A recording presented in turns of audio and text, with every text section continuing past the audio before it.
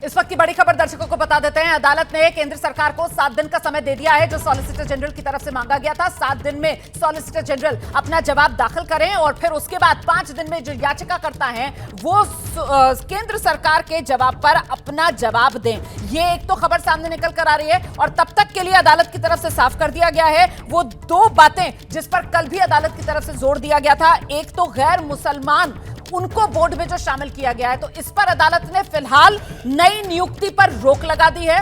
वक्फ board में central state कहीं कोई नई नियुक्ति फिलहाल नहीं होगी। दूसरी बात यह, वक्फ बाय यूज वाली जो प्रॉपर्टीज हैं उसे फिलहाल डी नोटिफाई सरकार की तरफ से नहीं की जा सकता है। तो ये दोनों वो बिंदु हैं जिसको लेकर कहीं ना कहीं संकेत कल भी लग रहे थे कि सुप्रीम कोर्ट की तरफ से फैसला सुना दिया जाएगा। लेकिन कल जब सॉलिसिटर जनरल की तरफ से और समय मांगा गया था तो कल सुप्रीम कोर्ट ने कोई निर्देश नहीं दिया था। आज एक बार फिर से मामला सुनवाई के लिए आया, लेकिन जब मामला सुनवाई के लिए आया तो फिर सॉलिसिटर जनरल की तरफ से दलील आज सच कुछ रखी नहीं गई और समय मांगा गया। तो अदालत ने और समय दिया है, लेकिन साथ ही साथ अंकित गुप्ता वो कल वाले निर्देश आज अदालत की तरफ से सुना दिए गए। अंकित जी बिल्कुल, कल जिन बातों का जो है कोर्ट ने अपनी टिप्पणी में जिक्र किया था, आज वो जो है कोर्ट का जो अब तक अंतरिम आदेश आया है उस बात का हिस्सा बन रहे हैं। और सुप्रीम कोर्ट ने, क्योंकि जब सुनवाई चल ही रही थी, शुरुआत के जो 15 मिनट की सुनवाई हुई है उस दौरान ही जो केंद्र सरकार के वकील थे तुषार मेहता, उन्होंने सुप्रीम कोर्ट जब अपना आदेश एक तरह से इशारा कर रहा था कि हम ये बात अपने आदेश में लिखवाने जा रहे हैं, तो तुषार मेहता ने कहा कि ठीक है, हम कोर्ट का सम्मान करते हुए इन बातों पर अमल करेंगे। तो सुप्रीम कोर्ट ने अपने आदेश में यही लिखवा दिया है कि हमने जो बातें कही थी, यानी कि वक्फ काउंसिल और वक्फ बोर्ड का जो है को उसकी नई कोई नियुक्ति ना हो, ये बात सरकार ने मान ली है। तो एक तरह से जो कानून है उसके उस प्रावधान पर देखिए, भले ही सुप्रीम कोर्ट ने सीधे तौर पर रोक ना लगाई हो, लेकिन उसका इफेक्ट क्या हो रहा है? उसका इफेक्ट ये हो रहा है, अगर कोई नियुक्ति नहीं हो रही है वक्फ काउंसिल और वक्फ बोर्ड में नए कानून के हिसाब से, और सरकार कह रही है कि हम नियुक्ति नहीं करेंगे, तो एक तरह से इसको ऐसे ही समझा जा सकता है कि वो जो है जो कानून का वो प्रावधान है उस पर सरकार भी कह रही है कि हम इसको लागू नहीं कर रहे हैं। हालांकि सुप्रीम कोर्ट ने अभी सीधे तौर पर नहीं कहा है कि हम इसको रोक रहे हैं। सुप्रीम कोर्ट ने अपनी ये टिप्पणी की जिस पर सरकार एग्री कर गई, यानी कि वक्फ जो संशोधन कानून के उस हिस्से पर फिलहाल के लिए सरकार भी कह रही है कि हम अमल नहीं करने जा रहे हैं। और दूसरा, डी नोटिफाई प्रॉपर्टीज नहीं होंगी, वक्फ बाय यूजर वाली प्रॉपर्टीज डी नोटिफाई नहीं की जाएंगी। मुख्य न्यायाधीश क्या कह रहे हैं? 5 को छोड़कर बाकी याचिकाओं का आवेदन माना जाएगा या निस्तारित समझा जाएगा। रोज याचिकाएं दाखिल हो रही हैं, यानी कि अब जो मुख्य न्यायाधीश ये जो लगातार याचिकाएं दाखिल हो रही हैं, लगातार जो है एक एक करके याचिकाएं बढ़ती जा रही हैं, उसको लेकर के एक तरह से जो है अपनी चिंता जाहिर कर रहे हैं कि इतनी याचिकाएं दाखिल होती रहेंगी तो उससे जो समाधान नहीं निकलेगा। आप 5 याचिकाएं दाखिल कीजिए जिसमें जो तमाम बातें कही गई हैं अन्य याचिकाओं में, आप उसको इनकॉर्पोरेट कर लीजिए, यानी कि उसको शामिल कर लीजिए और हम तमाम मुद्दों पर सुनवाई करेंगे। लेकिन सिर्फ 5 याचिकाओं को, जो बाकी याचिकाएं हैं उनका एक तरह से मान लिया जाएगा कि उनका निस्तारण हो गया है या उसको वापस ले लिया गया है। तो सुप्रीम कोर्ट इस मामले पर विस्तृत सुनवाई करने को तैयार है, लेकिन अब एक साथ जो है दर्जनों या सैकड़ों याचिकाओं पर नहीं होगा।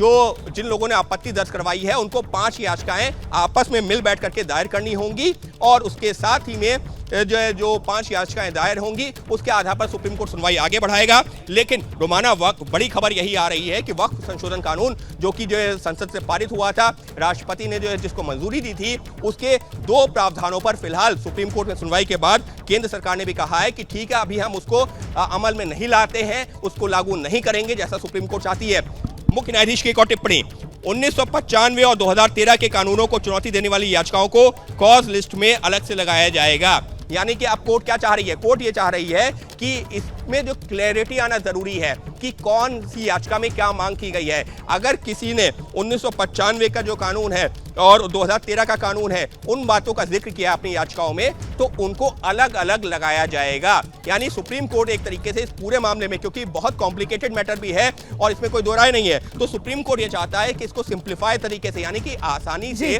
ऐसी याचिकाओं को लगाया जाए जिस पर सुनवाई हो सके, विस्तृत सुनवाई हो सके और क्लैरिटी के साथ सुनवाई हो सके। जी, तो ये बड़ी जानकारी है। देखिए, जिस तरीके का बिखराव इस मामले में देखने के लिए मिला कि साहब 150 याचिकाएं सुप्रीम कोर्ट में पहुंच गई हैं, तो सुप्रीम कोर्ट की तरफ से साफ किया गया है कि साहब 5 याचिकाओं में ही पूरी की पूरी जो भी शिकायत है उसको समेटा जाए और 5 याचिकाओं को छोड़कर बाकी जितनी याचिकाएं हैं उन्हें सबको आवेदन माना जाएगा या निस्तारित समझा जाएगा। और ऐसे में बड़ी बात यह है, आज की सुनवाई में जब सॉलिसिटर जनरल की तरफ से अपनी बात रखी गई तो उन्होंने इस बात की ओर अदालत का ध्यान दिलाया कि संसद से पारित एक्ट है ये, और ऐसे में अदालत ने इस मामले में कोई नई नियुक्ति ना हो और साथ ही वक्फ बाय यूज डी नोटिफाई ना किया जाए, इसको लेकर एक तरीके से निर्देश यहां पर दे दिए हैं। केंद्र, राज्य सरकार और वक्फ बोर्ड एक सप्ताह में जवाब देंगे। यही एक हफ्ता का समय जो मांगा गया था अदालत से, वो अदालत ने दे दिया है। अंकित गुप्ता।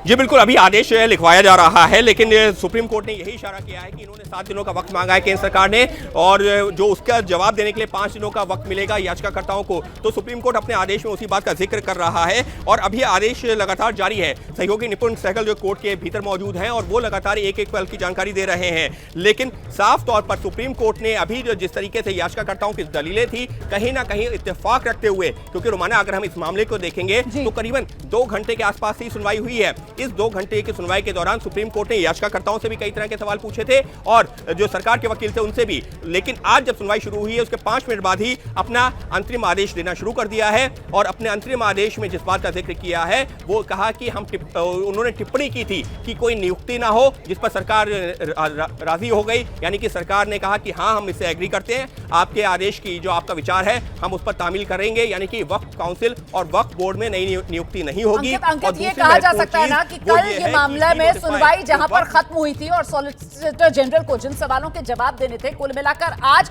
सॉलिसिटर जनरल की तरफ से उन सवालों के जवाब नहीं दिए गए और समय मांगा गया। और इसी के मद्देनजर वो निर्देश जो कल अदालत देने वाली थी, जिसके जवाब में सॉलिसिटर जनरल ने कहा था कि अभी निर्देश मत दीजिए, पहले हमें जवाब देने दीजिए, वो निर्देश आज सुप्रीम कोर्ट ने दे दिए। वही 2 बातें जो प्रमुख रूप से कल सुनवाई में आ रही थी कि वक्फ बोर्ड के अंदर गैर मुस्लिम क्यों और वक्फ by use property denotify कर दी जाएगी। तो फिर अभिषेक मनु सिंह भी जो डर दिखा रहे थे कि 8 लाख प्रॉपर्टीज हैं, 4 लाख तो ऐसे ही निकल जाएंगी, उन्हीं दोनों बिंदुओं पर सुप्रीम कोर्ट की तरफ से आज ये निर्देश दे दिए गए हैं। अंकित गुप्ता। बिल्कुल रोमाना, देखिए वैसे तो कल ही ये निर्देश आने वाले थे, लेकिन उस दौरान जो सॉलिसिटर जनरल तुषार मेहता ने कहा था कि मुझे अभी कुछ और बातें रखनी है, कुछ और दलीलें रखनी है, जिसके बाद में सुप्रीम कोर्ट ने आज दोपहर 2 बजे की तारीख तय कर दी थी। लेकिन आज जब सुनवाई शुरू हुई तो तुषार मेहता ने अपनी बात इसी बात से शुरू की कि आप जो एक्ट के प्रावधानों पर रोक मत लगाइए, वो एक गलत संदेश आएगा, क्योंकि इस पर जो है लाखों लोगों से बातचीत करके इस कानून को पास किया गया है। जिसके बाद में सुप्रीम कोर्ट को ये साफ हो गया कि सॉलिसिटर जनरल फिलहाल अभी जो है और वक्त की मांग कर रहे हैं और उन्होंने 1 हफ्ते के वक्त की भी मांग की थी। तो कमोवेश कल जो बात सुप्रीम कोर्ट ने आखिरी के 5 से 10 मिनटों के दौरान कही थी, अब उसको अपने अंतरिम आदेश का हिस्सा बनाते हुए, क्योंकि उस पर सरकार भी एग्री कर गई है। क्योंकि देखिए रोमाना, यहाँ ये समझना होगा कि अगर सुप्रीम कोर्ट साफ तौर पर कह देती कि हम रोक लगा रहे हैं इन प्रावधानों पर, तो वो जो मैसेजिंग होती है या फिर जो वो आदेश का हिस्सा होता है, वो बहुत बड़ा जो है उसका इंपैक्ट होता है। ऐसे में सरकार के वकील ने, जो तुषार मेहता हैं, उन्होंने खुद कोर्ट से कह दिया कि ठीक है, आप जो ये सुझाव दे रहे हैं, जो दो बिंदुओं की बात कर रहे हैं,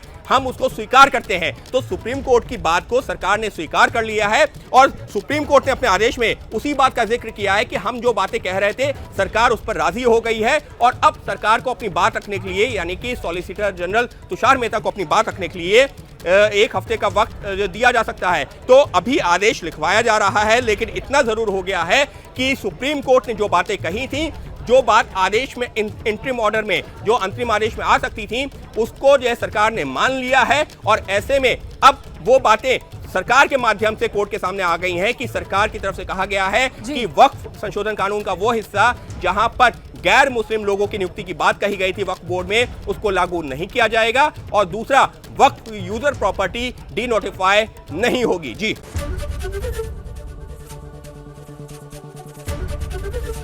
एबीपी गंगा, खबर आपकी, जुबान आपकी।